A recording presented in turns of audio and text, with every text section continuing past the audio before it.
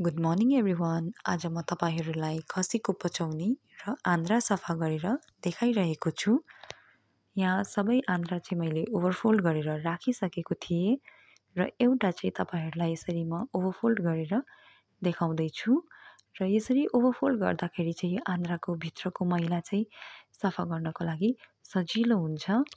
र यसलाई पनि अब म त्यो बाँकी आन्द्राहरूमै मिक्स गर्दै त्यसैमा नुन एड गरेर यसलाई मोल्नेछु। नुनले चाहिँ यसको चिप्लो चाहिँ अलिक हटाइदिन्छ अनि यसलाई चाहिँ साइड राखेर अब यो पचौनी चाहिँ ठुलो थियो त्यसैले यसलाई अलिक सानो सानो पिसेसमा कट गरेर सफा गर्नेछु।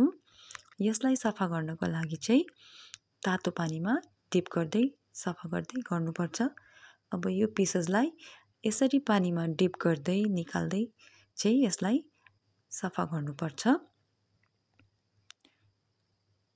यसरी चाहिँ यसको कालो चाहिँ सबै निस्केर जान्छ।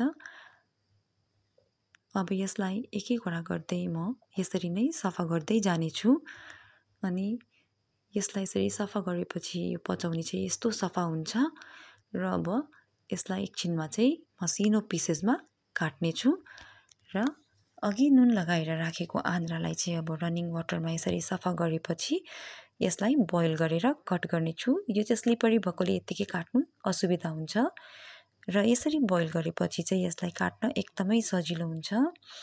अनि यसको रेसिपी चाहिँ मेरो प्रिभियस भिडियोमा छ, तपाईँहरूले गएर चेक गरिदिनुहोस्।